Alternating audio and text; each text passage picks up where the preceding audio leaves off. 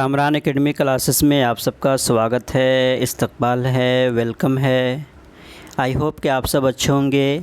आज के इस वीडियो में बेसिकली हम बी ऑनर्स तर्किश के बारे में बात करेंगे और बी ऑनर्स तर्किश जो जामिया में एंट्रेंस होते हैं उसका क्या पैटर्न होता है, सिलेबस किस टाइप के होते हैं, क्वेश्चंस किस टाइप का आते हैं, इन तमाम पहलू पर हम डिस्कस करेंगे। क्योंकि तर्किश लैंग्वेज का इम्पोर्टेंस भी आज जिस दौर में हम रह रहे हैं वहाँ पे बहुत ज़्यादा है और फॉरेन लैंग्वेजेस का इम्पोर्टेंस कहीं ना कहीं बहुत ज़्यादा दिन ब दिन बढ़ता चला जा रहा है, क्योंकि ये फील्ड बहुत ही डाइवर्स है और बहुत ज़्यादा जॉब ओरिएंटेड भी है। इस वजह से लोग कहीं ना कहीं फ़ॉरेन लैंग्वेजेस की तरफ भी फोकस कर रहे हैं और कहीं ना कहीं इकोनॉमिकली तुर्की जो है बहुत ज़्यादा ग्रोथ कर रहा है, तो इस वजह से तर्किश लैंग्वेज का भी डिमांड मार्केट में भी ज़्यादा है।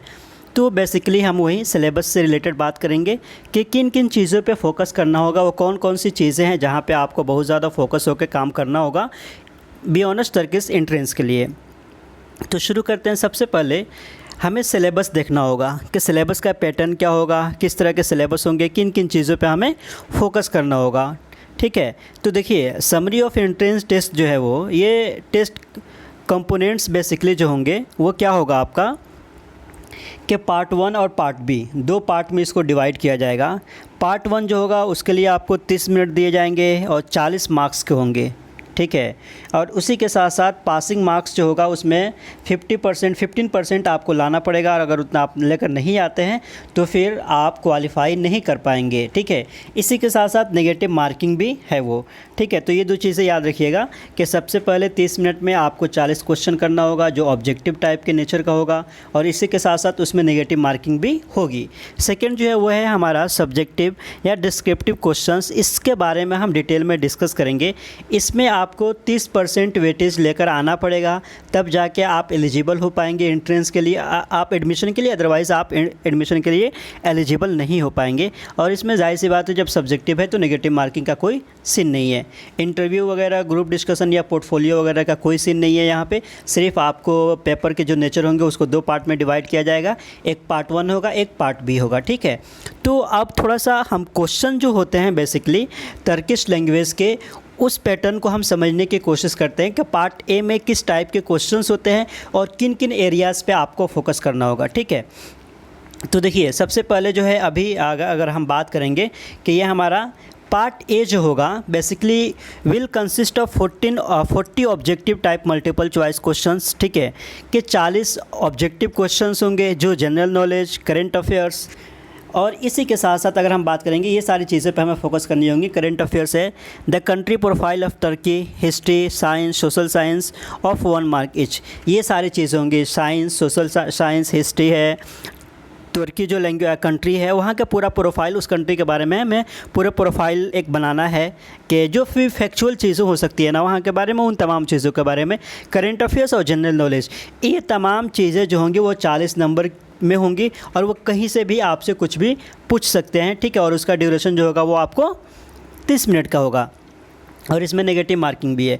उसके बाद से अब थोड़ा सा हम देखते हैं कि देखिए ये 2020 का प्रीवियस ईयर के यानी कि 2020 में जो बी ऑनर्स तर्किश लैंग्वेज के लिए एंट्रेंस जो हुआ था उसी का क्वेश्चन पेपर है। मैं थोड़ा सा बस दिखा रहा हूँ कि किस टाइप के क्वेश्चन पेपर होते हैं। जैसे दे रहा है सबसे पहले कि which of the following rights are available to foreigner livings in India, कि वो कौन से राइट्स है जो फॉरेनर हिंदुस्तान में रहते हैं उनको भी वो ग्रांट किया जाता है। इसी के साथ साथ किनको कहा जाता है कि ruling servants, who called bureaucrats as ruling servants, के इसमें मार्टिन जो भी नाम है, FM मार्क्स वगैरह हो गया, रॉबर्ट मॉर्टिन वगैरह हो गया, किसने कहा था कि जो ब्यूरोक्रेट्स होते हैं वो रूलिंग सर्वेंट्स होते हैं।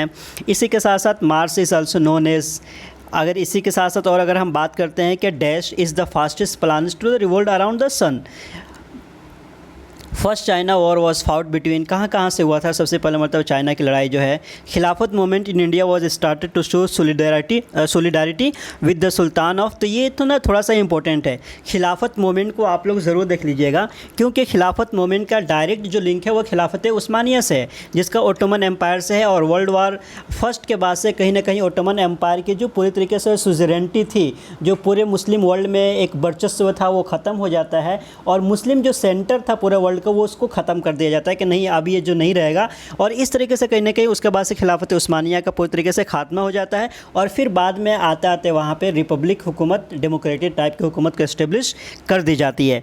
तो खिलाफत मूवमेंट में बेसिकली हिंदुस्तान में दो भाई, मौलाना मोहम्मद अली जौहर और मौलाना शौकत अली, इसी के साथ साथ मुख्तार अंसारी को भी आप देख सकते हैं, उसके पर्सपेक्टिव में उनका भी कंट्रीब्यूशन तुर्की के इसमें बहुत ज़्यादा है। तो ये खिलाफत मूवमेंट को थोड़ा सा देखिएगा, उसको लिंक किया जा सकता है तुर्की से।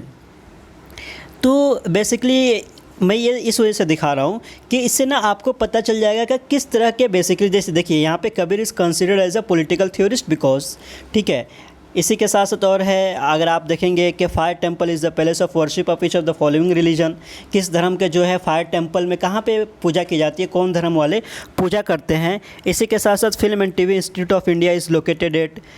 तो ये कहने का मतलब ये है कि आपको ओवरऑल जीके में जो भी चीज़ आती है उन तमाम चीज़ों को कवर अप करना होगा। तुर्की का प्रोफाइल बहुत ही बढ़िया से 3 से 4 पेज में बढ़िया सा आप बना लीजिए, ताकि फैक्चुअल जो भी चीज़ आए आप वहाँ से वो बता सकें। इसी के साथ साथ हिस्ट्री है, साइंस है, ये चीज़ें सारी चीज़ें जो होंगी, और करंट अफेयर्स, ये सारी चीज़ें जो होंगी वो मल्टीपल चॉइस क्वेश्चंस में होंगे।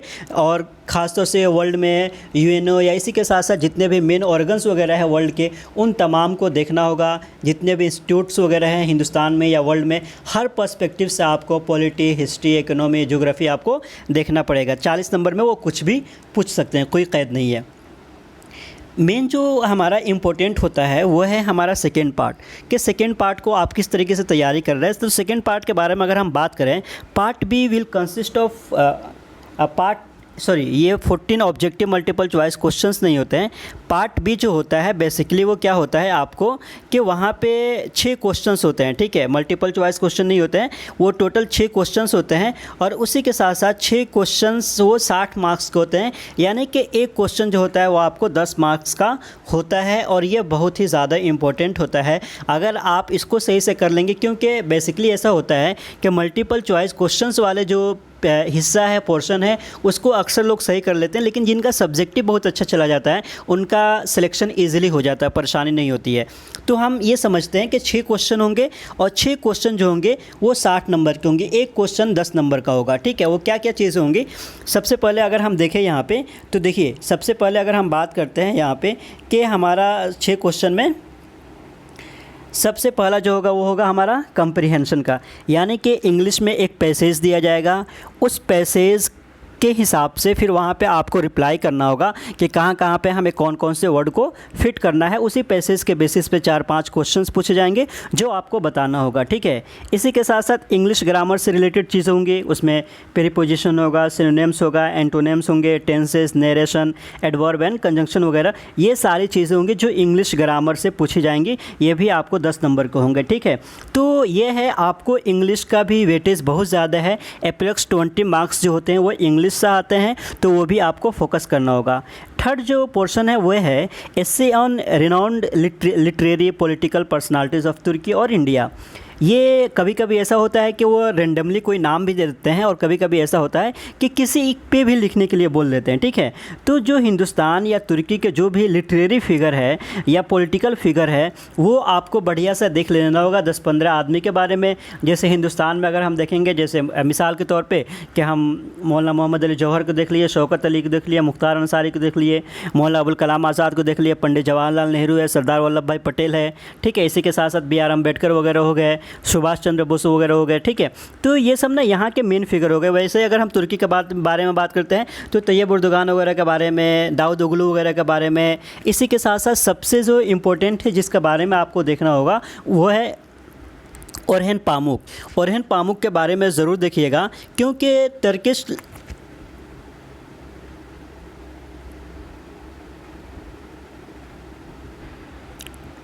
टर्किश लिटरेचर में उनका कंट्रीब्यूशन बहुत ही ज़्यादा रहा है, तो हम लोग उनको भूल नहीं सकते हैं, ठीक है। और इसी वजह से टर्किश लैंग्वेज में कंट्रीब्यूशन की वजह से my name is red and snow की वजह से 2006 में उनको नोबेल प्राइज़ से भी सम्मानित किया गया था। तो उनके बारे में थोड़ा सा आप देख लीजिएगा। इसी के साथ साथ और भी जो वहाँ के तुर्की के जो भी लिटरेरी फिगर होंगे उनके बारे में, और जो पॉलिटिकल फिगर होंगे उनके बारे में देख लीजिएगा, उनके ऊपर आपको शॉर्ट नोट्स में लिखने के लिए आएगा।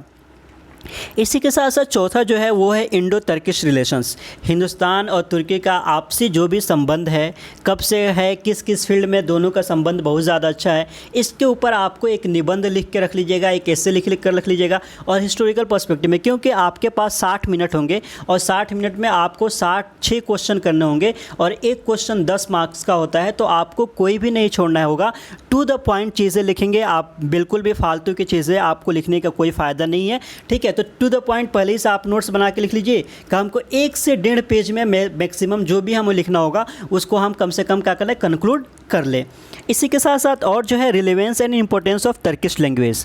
अगर आप टर्किश लैंग्वेज में आपको इंटरेस्ट है बहुत ज़्यादा, तो आप टर्किश लैंग्वेज को क्यों ले रहे हैं, क्या इसका इंपॉर्टेंस है, ठीक है, रिलेवेंस क्या है, क्यों आज के दौर में हम टर्किश लैंग्वेज को बहुत ज़्यादा अहमियत दे रहे हैं, ठीक है। इसके ऊपर भी आपको एक एस्से लिख कर रख लेना है ताकि आप इजीली वहाँ पे लिख सके। क्वेश्चन नंबर 6 जो है वो है write a brief note on Turkey, कि तुर्की का एक ब्रीफ नोट हमें लिखना होगा और उसमें तुर्की के हर पर्सपेक्टिव को दिखा दीजिएगा, historical, political, geographical, economical, religious, ठीक है, कल्चरल, साइंटिफिक, हर तरह से क्या क्या एडवांसमेंट है, क्या क्या फैक्चुअल चीज़ें हैं, क्या क्या वहाँ की इंपॉर्टेंस है, क्यों बहुत ज़्यादा पॉपुलर है, इस तरह के चीज़ों को आप ब्रीफ नोट में दिखा दीजिएगा। लेकिन वो भी टू द पॉइंट होनी चाहिए, ज़्यादा डिटेल में आप बिल्कुल भी नहीं लिख सकते हैं। अब इसी को समझने के लिए थोड़ा सा जो हमारा सेकेंड पोर्शन वाला है, पार्ट बी है, उसके क्वेश्चंस कैसे होते हैं ये थोड़ा सा देख ले ताकि आपको आसानी हो जाएगी। देखिए सबसे पहले ये क्वेश्चन नंबर, ये 2016 का क्वेश्चन पेपर है टर्किश लैंग्वेज का, ठीक है। अब क्या दे रहा है यहाँ पे, सबसे पहला जो क्वेश्चन है वो ये है कि read the below mentioned passage, ठीक है। ये आप देख लीजिए क्वेश्चन नंबर फर्स्ट जो है कि read the below mention passage carefully and answer the following questions according to the passage, ठीक है। ये आपको करना है कि पैसेज के अकॉर्डिंग आपको इसको पैसेज को पढ़ना है और उसी के अकॉर्डिंग आपको रिप्लाई करना है, ठीक है। तो एक तो ये हो गया, ठीक है। आप देखिए अप्रोक्स आपको इसमें 10 क्वेश्चन है, उसी से दे दिया है, ठीक है। उसके बाद से क्वेश्चन नंबर 2 जो है वो यहाँ पे है, आपको देखिए ये क्या कह रहा है, ये आपका इंग्लिश ग्रामर से रिलेटेड होगा, ठीक है। Pick out of the most appropriate equivalent, ठीक है, सिनोनिम्स का जो सबसे ज़्यादा करीब होगा उसको क्या करना होगा, आपको यहाँ से ऑप्ट करना होगा कि हाँ ये क्या होगा, डिस्प्यूट्स मतलब क्या हो सकते हैं, माइट मतलब क्या हो सकते हैं, ठीक है, रेयर क्या है, नोटिस क्या है। तो ये आपको इंग्लिश का ग्रामर वाला पोर्शन है, वहाँ पे भी आपको फोकस करना है। इसी के साथ साथ यहाँ पे देखिए कि सबसे ज़्यादा जो एकदम ऑपोजिट मीनिंग में है, यानी कि एंटोनिम्स जो होगा वो आपको यहाँ पे लिखना होगा। इस तरीके से वो कभी कभी ऐसा होता है ना कि वो आपको ग्रामर का और भी प्रीपोजिशन से भी दे देंगे, जैसे यहाँ पे सिनोनिम्स एंटोनिम्स का दिया तो वैसे भी दे सकते हैं, तो वो भी आपको याद रखना है, ठीक है। 2 चीज़ हुई। तीसरी चीज़ ये है कि चूज़ द करेक्ट प्रीपोजिशन, उसी के ये है कि until, from, to, for, since, in, on, at, behind, in front of, ये सब बेसिकली क्या है, हमारा प्रीपोजिशन है। उसको हमें कैसे फुलफ़िल करना है वो आपको ये सेंटेंसेस है, उस सेंटेंस में आपको फिक्स करना है कि हमें कौन से सेंटेंस को कहाँ पे देना है। तो प्रीपोजिशन को भी आपको बहुत ही अच्छा से देखना पड़ेगा, तब जाके आप सारी चीज़ों को बढ़िया से अटेम्प्ट कर सकते हैं। तो इंग्लिश ग्रामर वाला जो सेक्शन है वो ज़्यादा इंपॉर्टेंट है। चौथा क्वेश्चन है वो ये है write a short essay on any popular personality of Turkey. तुर्की के कोई भी पॉपुलर पर्सनालिटी है उनके बारे में आप एक शॉर्ट नोट लिख लीजिए और ये कोशिश ये करिएगा कि आप 10-12 आदमी के बारे में पहले ही से हम लिख कर रख लें और हम एकदम वेल प्रिपेयर्ड रहें ताकि हमको वहाँ पे कोई दिक्कत बिल्कुल भी ना आए। क्वेश्चन नंबर 5 जो है वह है what encourages you to study Turkish language. आप टर्किश लैंग्वेज क्यों पढ़ना चाहते हैं, अगर आपका इंटरेस्ट इसमें जगह है तो इसके रीजंस क्या हो सकते हैं, ठीक है। तो वो आपको बताना है कि वो कौन सी चीज़ है जो आपको मोटिवेट करती है कि आपको टर्किश लैंग्वेज पढ़ना है, ठीक है। तो relevance and importance and why you are choosing the Turkish language you have to write on this topic, ठीक है। इस पर आपको भी लिखना है। क्वेश्चन नंबर 6 जो होगा वो है हमारा, देखिए write a brief note on Turkey. तुर्की के ऊपर एक शॉर्ट नोट लिखना है, उसमें सारी फैक्चुअल चीज़ें जो है ना वो आ जाएंगी। और एक चीज़ और मैं बता दूं कि बेसिकली 3-4 साल के प्रीवियस ईयर के क्वेश्चन पेपर को मैं सॉल्व करके एमसीक्यूज जो है वो खुद मैं डालूंगा और इसी के साथ साथ तुर्की के ऊपर एक ब्रीफ फाइल नोट भी मैं बना के डाल दूँगा तो ताकि वो आपके एंट्रेंस के लिए ईजिली बहुत आसान हो जाए। और इसी के साथ साथ जो भी मेरे पास नोट्स वगैरह होते हैं हिस्ट्री, पॉलिटी वगैरह, ज्योग्राफी वगैरह, साइंस के, अगर उसको आप अपलोड करना चाहते हैं तो आप मेरे Telegram link Kamran academy classes से जाके डाउनलोड कर सकते हैं। उसका लिंक मैं वीडियो के डिस्क्रिप्शन में दे दूंगा। और इसी के साथ साथ आप अपने आप को मज़ीद अपडेट रखने के लिए मेरे यूट्यूब चैनल को लाइक एंड सब्सक्राइब कर सकते हैं। Once again thank you so much.